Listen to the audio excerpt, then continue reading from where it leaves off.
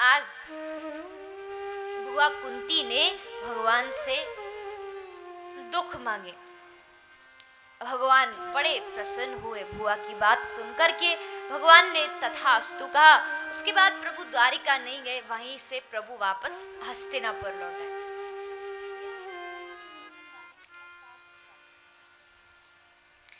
तो इसके पश्चात अब कथा आई।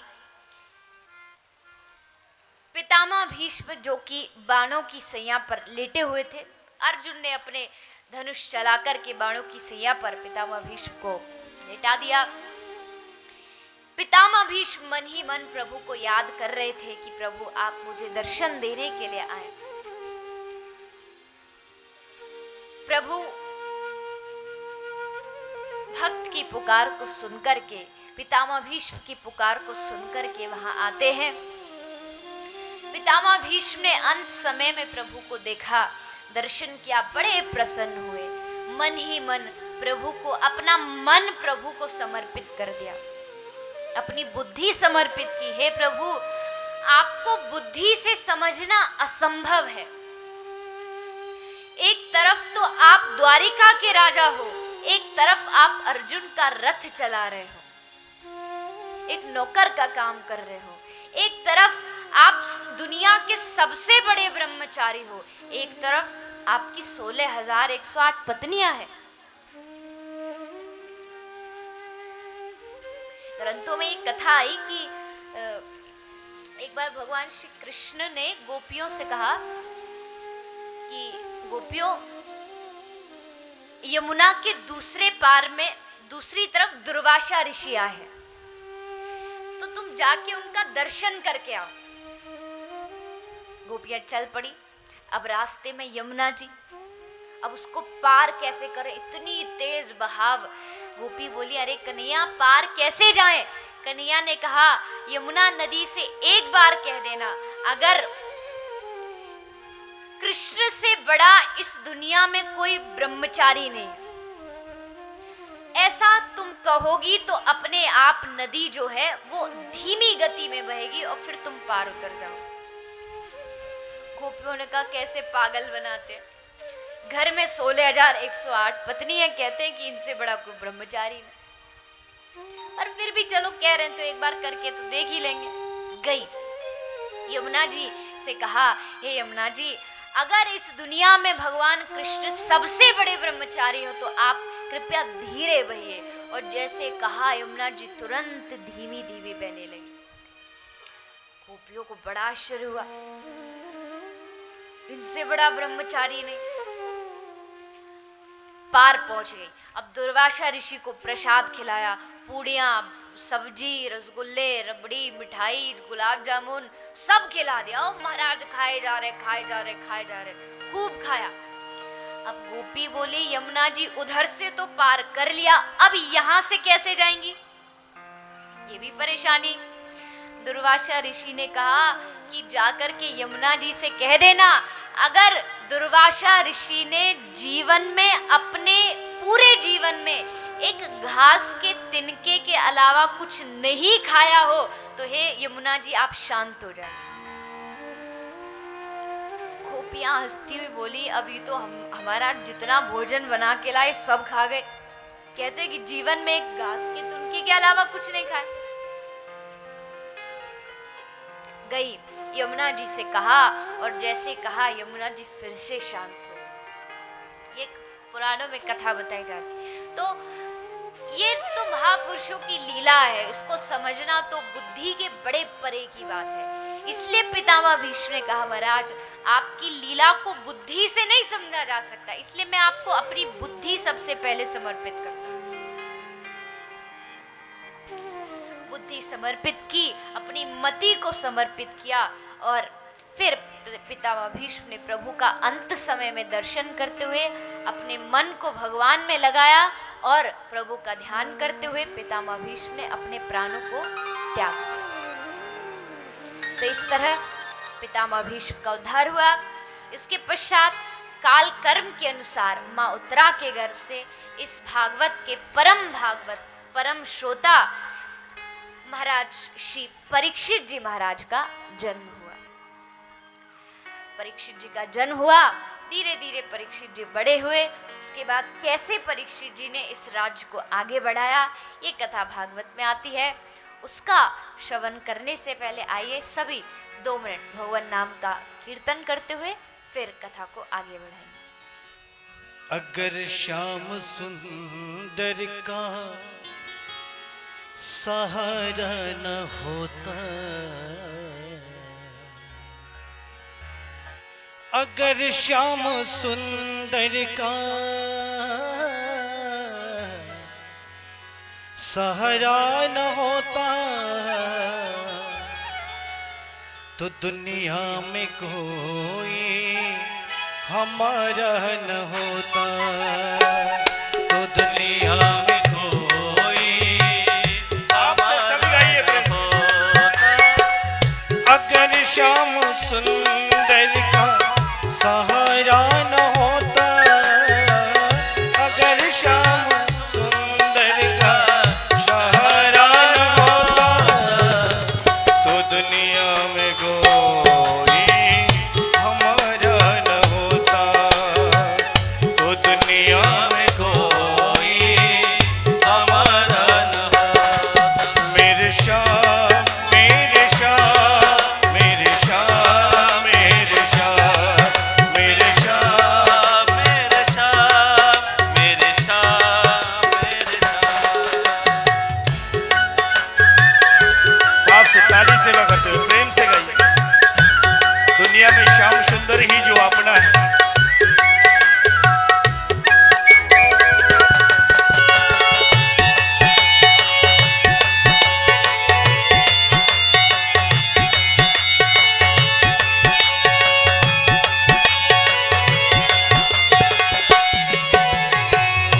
इन्हीं से इन्हीं के सहारे जिए जा रहे हैं, इन्हीं के सहारे जिए जा रहे हैं, इन्हीं के सहारे जिए जा रहे हैं, इन्हीं के सहारे जिए जा रहे हैं।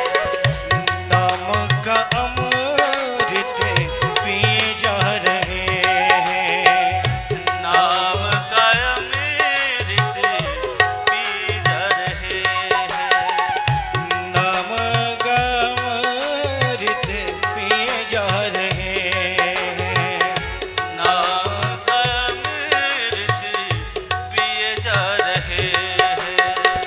मेरा बिगड़ा जीवन सवारा न होता, मेरा बिगड़ा जीवन सवारा न होता, तो दुनिया में कोई हमारा न होता, तो दुनिया में कोई हमारा न होता।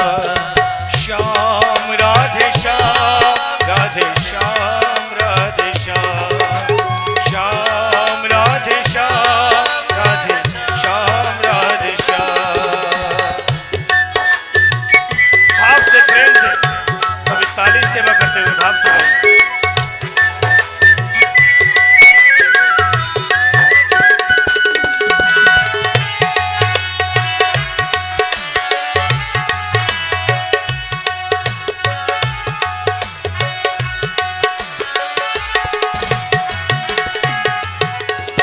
जब से मिली है दया हमको इनकी, जब से मिली है दया हमें इनकी, जब से मिली है दया हमको इनकी, जब से मिली हमें दया हमें इनकी।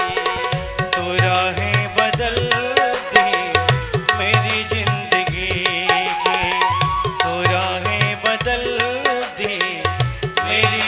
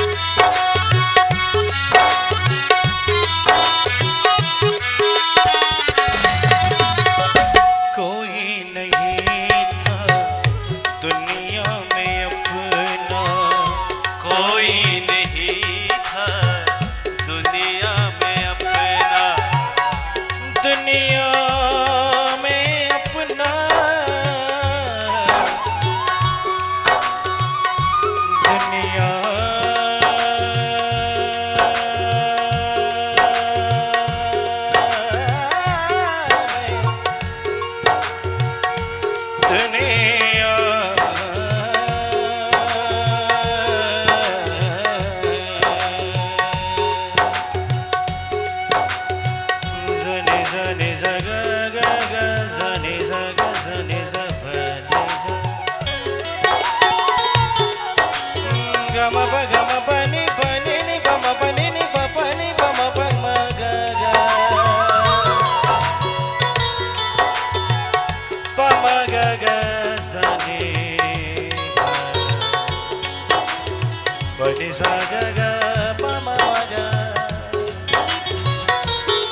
Gama bani ni bani ni bazani bama bama ga ga bama baza za za za za bama baga ma ga ga ga ga ga baza za za za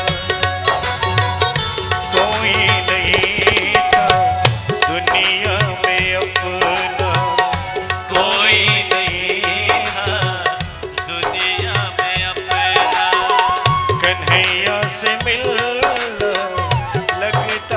सपना कन्हैया से मिलना लगता था सपना कन्हैया ने हमको पुकारा न होता कन्हैया ने हमको पुकारा न होता तो दुनिया में कोई हमारा न होता तो दुनिया में कोई हमारा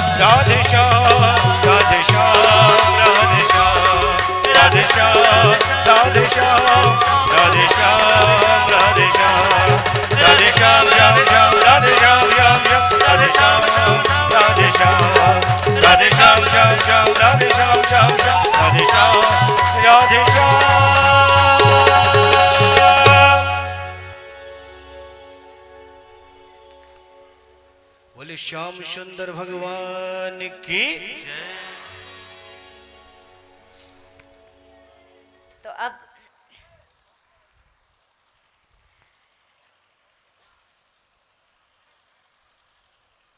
भगवान श्री कृष्ण ने जब देखा कि प्रभु की जो लीला अवधि थी उसका अब विश्राम का समय आया है, तो प्रभु प्रभा क्षेत्र में जाकर के विमान पर बैठ के अपने गोलोक धाम को जाते हैं। प्रभु जब पृथ्वी को छोड़ के चले गए, पांडवों को जब ये पता चला, सारे पांडव बड़े दुखी हुए, सब अपना घर द्वार छोड़ के वन में जाते हैं। पांचों पांडव प्रभु को याद करते हुए, रास्ते में प्रभु को पुकारते हुए, रास्ते में महाराज चलते चलते नकुल सहदेव गिर पड़े, अर्जुन भीम आगे बढ़े, माँ द्रौपदी गिर पड़ी। धीरे धीरे पांचों प्रभु को प्राप्त करते हैं। उसके पश्चात युधिष्ठिर जी आगे बढ़े तो स्वयं धर्मराज वहां पर आए युधिष्ठिर जी को लेने के लिए। उनको साथ लेकर के प्रभु के धाम गए। अब हस्तिनापुर के राजा हुए परीक्षित जी। परीक्षित जी बड़े हुए, इनका विवाह हुआ। ये अश्वमेघ यज्ञ इन्होंने किया और यज्ञ को करके घोड़े को लेकर के परीक्षित जी इधर उधर घूम रहे थे। तब इन्होंने देखा कि एक गौ माता खड़ी है, जिस गौ माता को एक शूद्र राजा का वेश बना के लात मारता हुआ ले जा रहा था। ये गाय जो थी ये स्वयं मां पृथ्वी थी, और ये जो शूद्र था ये कलयुग था। कलयुग प्रारंभ हुआ, और कलयुग के प्रारंभ होते ही कलयुग ने अपना जो आचार, जो विचार, वो दिखाना शुरू कर दिया। क्योंकि जब तक भगवान श्री कृष्ण थे, न्याय था, सत्य था, लेकिन जैसे कलयुग शुरू हुआ, सबसे पहले कलयुग की शुरुआत अगर हुई तो वो हुई गौ माता का अपमान करने से।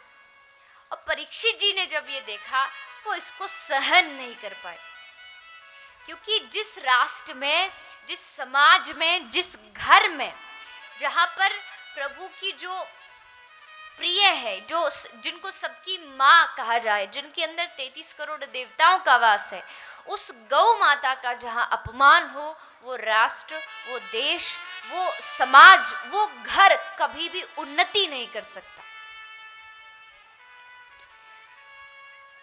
ये पक्की बात है। इसलिए अगर एक समाज, एक राष्ट्र को ऊंचे स्तर पर लेके जाना है, तो सबसे पहले जहां से कलयुग की शुरुआत हुई, उसका उपाय करने के लिए, मुझे मालूम नहीं ज्यादा तो, लेकिन जितना मैंने देखा, देख करके बड़ी प्रसन्नता हुई कि आप लोगों के घरों में, कुछ लोगों के घरों में गाय बंधी होती है। गाय, शायद आप सब लोग, किस किस के घर में गाय है, जरा हाथ उठा के बताइए। अरे वाह। और किस किस के घर में भैंस है? किसी के घर में नहीं है। पीते क्या हो फिर? गाय भी नहीं है, भैंस भी नहीं है, तो किसका दूध पीते हो? किसका?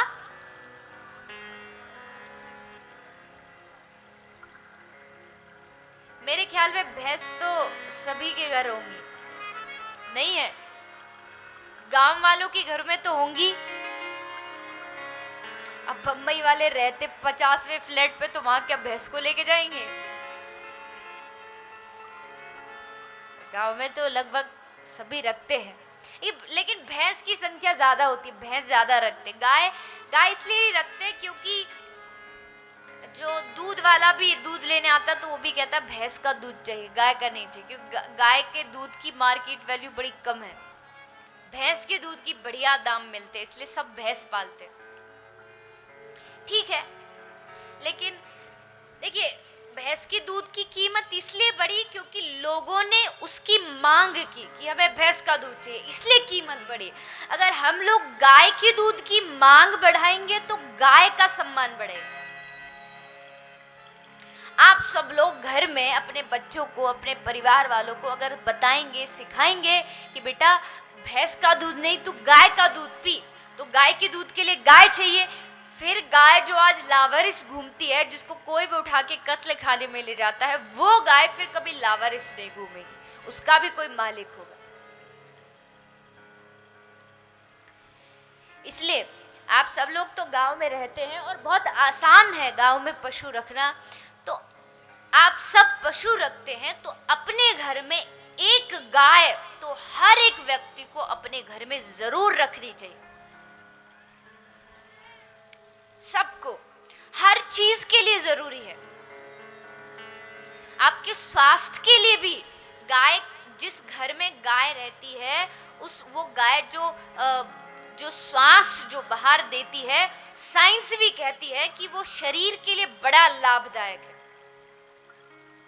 यहाँ तक भी रिसर्च की गई कि जिसका ब्लड प्रेशर हाई रहता है, बीपी रहता है, वो अगर सुबह उठ के 15 मिनट गौ माता की पीठ पर अगर हाथ फेर दे 15 मिनट, तो उसका ब्लड प्रेशर कम हो, मतलब नॉर्मल हो जाता है। तो स्वास्थ्य के तरीके से भी अच्छी है, आध्यात्म तरीके से भी अच्छी है। जिसके घर में गाय रहती हो, उसके घर का जो वातावरण है, ऐसा लगे कि मानो आप वृंदावन में हो, प्रभु की वो प्यारी गैया, उसकी आप सेवा कर रहे हो। सुबह उठ के उनको पूजा करना, आरती करना। जिस अलग अलग 33 करोड़ देवता, किसकी पूजा करोगे? 33 करोड़ की पूजा छोड़ो, 10-20 को छोड़ के तो नाम भी नहीं जानते, पूजा कहां से करें? और जब तक सबकी पूजा नहीं करेंगे, सिर्फ 10-15 की कर दो, बाकी को छोड़ दो, तो वो 10-15 को छोड़ के बाकी सब नाराज। उन बाकियों को कैसे खुश करोगे? इसलिए गौ माता की पूजा होगी तो सारे 33 करोड़ देवताओं की अपने आप हो जाएगी। जो लोग घर में गाय रखते हो वो भी जरूर याद रखें।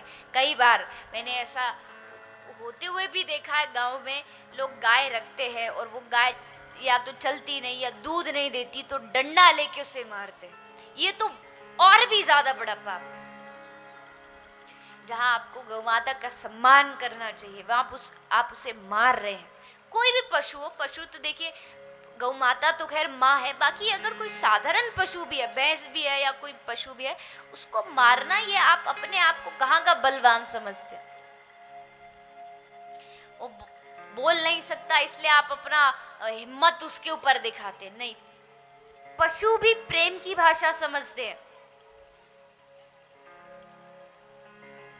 और गौ माता तो प्रेम की मूर्ति है, वात्सल्य की मूर्ति है। गौ माता की आंखों से वात्सल्य झलकता है। इसलिए आप सबसे मेरी प्रार्थना है कि जरूर जिसके घर में गाय है वो ज्यादा से ज्यादा गौ माता की सेवा करो। जिसके घर नहीं है वो लाकर के गौ माता की सेवा करो। ये नहीं कि जब तक दूध देती है तब तक तो घर में रखो, जब दूध देना बंद हो गई तो छोड़ दो।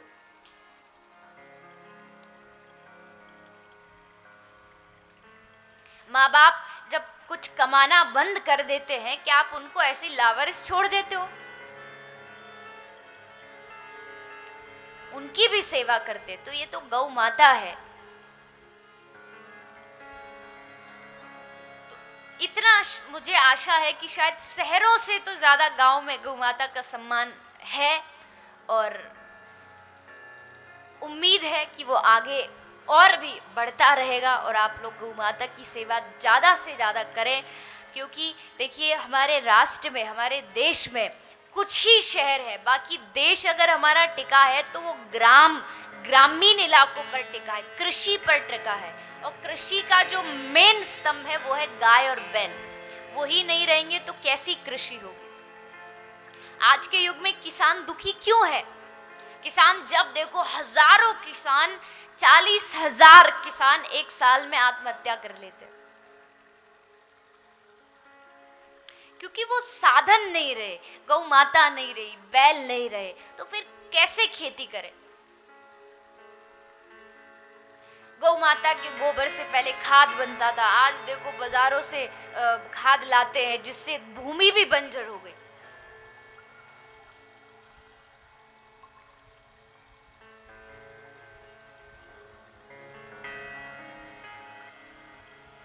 तो इसलिए गौ माता की सेवा आप सब ज़्यादा से ज़्यादा करें। अपने बच्चों को भी भैंस का दूध मत पिलाया करो। भैंस का दूध पिलाओगे तो भैंस के जैसी मोटी जैसी बुद्धि हो जाएगी।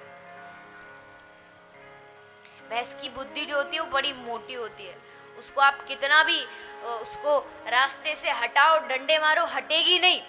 लेकिन अगर कोई गाय का बछड़ा हो, उसको देखो कितनी फुर्ती उसके अंदर होती है। तो बच्चों को गाय का दूध पिलाओ। वैसे भी भैंस के दूध में कोलेस्ट्रॉल होता है, हार्ट अटैक जो आता है कोलेस्ट्रॉल से। तो परीक्षित जी ने ये अपमान, परीक्षित जी सहन नहीं कर पाए, गए जाके उसको धनुष्बाण उठा के उस शूद्र को मारने के लिए दौड़े। लेकिन जब उसने देखा, चरणों में गिर पड़ा, महाराज आप क्षमा करें, आप बताओ मैं कहाँ जाऊं। तो कलयुग को रहने के लिए 4 स्थान दिए। जुआ खेला जाता हो, जहाँ किसी की हिंसा की जाती हो, वैश्याल्य हो, और जहाँ मदिरा शराब पी जाती हो, इन 4 स्थान पर कलयुग को जगह दी। कलयुग ने 1 स्थान और मांगा तो 5वां स्थान दिया सोने में रहने के लिए। लेकिन सोना वो जो दूसरों को दुख देके अनीति से कमाया हो। परीक्षित जी घर आए, उन्होंने एक मुकुट धारण किया जो जरासंध का था, अनीति का था, इसलिए उस मुकुट में कलयुग बैठ गया। परीक्षित जी की बुद्धि घूमी, मन में विचार आया कि चलो आज शिकार करने चलता हूं। परीक्षित जी के इतने बड़े राजा, शिकार की इच्छा जागी, चल पड़े, लेकिन जीवन में इतने पुण्य किए थे कि आज उनके पुण्यों के फल के प्रताप से एक भी जानवर उनके सामने नहीं आया जिसको मार सके। रास्ते में भूख प्यास लगी, कहाँ जाऊं, तो सामने शिमीक ऋषि का आश्रम था। वहां जाकर के शिमीक ऋषि का गले में सर्प डाल के अपमान किया। शिमीक के बेटे श्रृंगी ने परीक्षित जी को श्राप दिया कि जिसने भी मेरे पिता के गले में मरे हुए सर्प को डाला उसे आज से ठीक 7वें दिन तक्षक नाग आके डसेगा। परीक्षित जी को पता चला, परीक्षित जी घबराए। तुरंत परीक्षित जी गंगा के किनारे गए। बड़े बड़े ऋषि बैठे थे गंगा के किनारे। सबसे पूछा, महाराज 7 दिन में मुक्ति कैसे मिलेगी? 7 दिन। सारे ऋषि महात्मा चुप। अरे हमारा जीवन बीत गया पेड़ों पर उल्टे लटकते लटकते, तपस्या करते करते, भजते भजते भगवान को हड्डियां हड्डियां दिखाई दे रही हैं, व्रत करते करते भूखे रहते हुए आज तक भगवान नहीं मिले। इसको 7 दिन में कहां से मिलेंगे? कौन सा साधन है जो 7 दिन में भगवान तक पहुंचा दे? कोई नहीं बता पाया। तब तत्राभवद भगवान व्यास पुत्रो यदिच्छसि गाम तमानुपेक्ष अलक्ष्य लिंगो निजलाभुतष्टो व्रतस्य बाले रवधूत वेश। सुखदेव जी आए, 16 वर्ष के सुखदेव जी।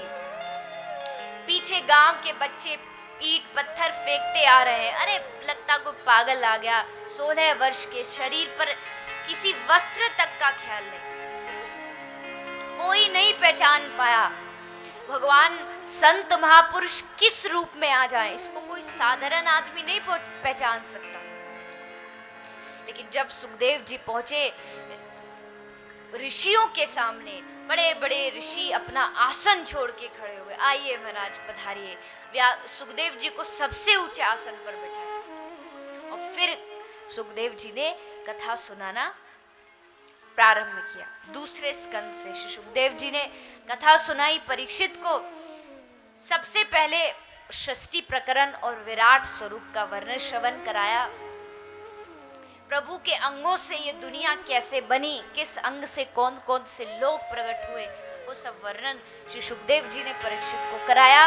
यहीं से भागवत कथा सुखदेव जी ने सुनानी प्रारंभ की, जो आप सब लोग कल से श्रवण करेंगे। आज की कथा को विश्राम देने से पहले आइए सभी पाशवट भगवान नाम का कीर्तन करते हुए भाव से, श्रद्धा से प्रभु को मनाते हुए सभी मिलके कीर्तन करेंगे।